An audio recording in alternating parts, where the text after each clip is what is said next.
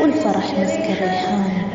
ربي تقبلنا من الصالحين، أجر وخواتم له من الله وإحسان، فيها من المولى جوائز تجينا، العفو والغفران والكل فرحان.